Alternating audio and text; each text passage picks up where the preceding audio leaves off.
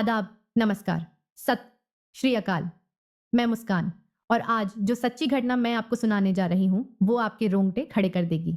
करीब 4 महीने और 10 दिन के बाद एक महिला अपने घर लौटती है। कुछ देर पहले ही उसके मुंह और आंखों पर पट्टी बंधी थी ताकि वो ना देख सके ना चीख सके। घर पहुंचते ही वो अपनी आप बीती बताती है और परिवार वालों के साथ सीधा थाने पहुंचती है। वहां जाकर कहती है, साहब मेरे साथ 4-5 लोगों ने 4 महीने और 10 दिन तक गैंगरेप किया है। पुलिस उसकी बात सुनती है लेकिन चाम विश्वास नहीं करती। उसे घर जाने और आराम करने के लिए कह दिया जाता है, लेकिन वो महिला रो रो कर फिर से वही कहानी जान सुनाने लगती है। जब पुलिस नहीं सुनती तो वो हर एक वकील का सहारा लेती है। वकील हाई कोर्ट जाता है और हाई कोर्ट एफआईआर दर्ज करने का आदेश देता है। आरोपियों के खिलाफ कड़ी कार्रवाई की मांग की जाती है। मामला कोर्ट तक पहुंचता है। सुनवाई जारी थी और 20 फरवरी 2025 को इस केस के मुख्य गवाह की गवाही होनी थी, लेकिन 16 फरवरी 2025 को उस गवाह की नृशंस हत्या कर दी जाती है। हत्या इतनी भयानक थी कि शव को जलाया गया। शरीर का सिर्फ एक पैर बचता है, बाकी सारा शरीर राख में बदल जाता है। जब मीडिया को इस बारे में पता चलता है तो पत्रकार उस महिला से सवाल पूछते हैं। महिला का जवाब दिल दहला देने वाला था। मेरा पति न्याय के लिए लड़ रहा था, उसे मार दिया गया। अब मुझे सिर्फ इंसाफ चाहिए और आरोपियों को फांसी से कम कुछ भी मंजूर नहीं। यह खबर अखबारों में छप जाती है और पूरे इलाके में सिंपैथी बन जाती है। लेकिन जब पुलिस जांच करती है तो ऐसा खुलासा होता है कि लोगों को यकीन ही नहीं होता। सच्चाई कुछ और थी। यह घटना उत्तर प्रदेश के मैनपुरी जिले की है। 17 फरवरी 2025 की सुबह कंट्रोल रूम को एक फोन कॉल आता है। थाना बिछुआ के खेत में एक शव पड़ा है।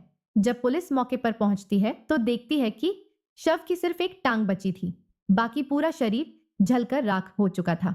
जब परिवार वालों को यह खबर मिलती है तो उनका रो रो कर बुरा हाल हो जाता है। मरने वाले का नाम था साजिद, उम्र लगभग 40 साल। वह दिल्ली में मजदूरी करता था और 1.5 महीने पहले ही घर लौटा था। अब सवाल उठता है, कातिल कौन? शुरुआत में प्रधान और उसके परिवार पर शक जाता है क्योंकि मामला 2022 से जुड़ा था। 2022 की होली 19 मार्च 2022 भोगांव थाना क्षेत्र गांव परतापुर। गांव के प्रधान भोला यादव के बेटे बिरयानी खाने की जिद करते हैं। घर में एक मुस्लिम महिला खाना बनाती थी, लेकिन वो उस दिन बीमार थी। उसकी बेटी घर पर थी। लड़कों ने कहा, अगर तुम्हारी माँ नहीं आ सकती तो तुम आ जाओ। काफी मनाने के बाद वो लड़की बिरयानी बनाने के लिए प्रधान के घर चली जाती है। जब खाना बन गया तो उसे कोल्ड ड्रिंक दी जाती है, लेकिन कोल्ड ड्रिंक में नशीला पदार्थ मिला था। लड़की बेहोश हो जाती है।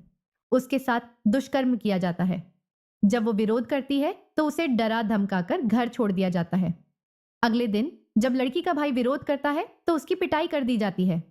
20 मार्च 2022 को लड़की थाने पहुंचती है, लेकिन प्रधान की ताकत के कारण एफआईआर दर्ज नहीं होती और फिर उसे रास्ते में ही अगवा कर लिया जाता है। 4 महीने और 10 दिन तक वो गायब रहती है। जब पुलिस पर दबाव बढ़ता है तो अचानक एक दिन उसकी आंखों और मुंह पर पट्टी बंधी होती है। उसे गांव के बाहर छोड़ दिया जाता है। जब उसकी पट्टी खुलती है तो वो अपनी कहानी सुनाती है। अब पुलिस को शक हुआ। जब पुलिस ने मुख्य गवाह साजिद की हत्या की जांच शुरू की तो एक चौंकाने वाला सच सामने आया। असली कातिल कौन था? साजिद की पत्नी आमना। पुलिस ने जब आमना की कॉल डिटेल्स निकाली तो पता चला कि वो गांव के ही सुमित यादव से रोजाना घंटों बातें करती थी। जब पुलिस ने सुमित को गिरफ्तार किया तो उसने जो खुलासा किया वो हैरान कर देने वाला था। 10 महीने पुरानी लव स्टोरी। आमना अपने ससुराल से अलग रहती थी। पति दिल्ली में मजदूरी करता था। 10 महीने पहले उसका टीवी खराब हो गया था। इलेक्ट्रिशियन सुमित यादव को बुलाया गया। इसी दौरान आमना और सुमित की लव स्टोरी शुरू हो गई।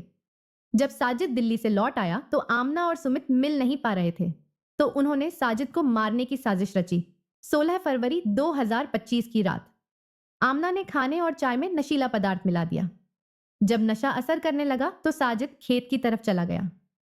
सुमित ने मौके पर पहुंचकर उसके सिर पर लोहे की रॉड से वार किया, फिर शरीर को नाली में डालकर पेट्रोल से जला दिया। पुलिस ने किया खुलासा। जब पुलिस ने सुमित और आमना से सख्ती से पूछताछ की तो उन्होंने सब कुछ कबूल कर लिया। पुलिस ने दोनों को 19 फरवरी 2025 को गिरफ्तार किया। अब आमना और सुमित की पूरी जिंदगी सलाखों के पीछे बीतेगी। इस घटना से क्या सीख मिलती है? दोस्तों, ये कहानी सुनाने का मकसद किसी को डराना नहीं, बल्कि आपको सतर्क करना है। सच्ची घटनाओं को ढूंढने में बहुत मेहनत लगती है, लेकिन आप लोग लाइक और सब्सक्राइब तक नहीं करते। तो वीडियो को लाइक करें, चैनल को सब्सक्राइब करें और ऐसे ही सच्ची कहानियां सुनते रहिए। जय हिंद, जय भारत।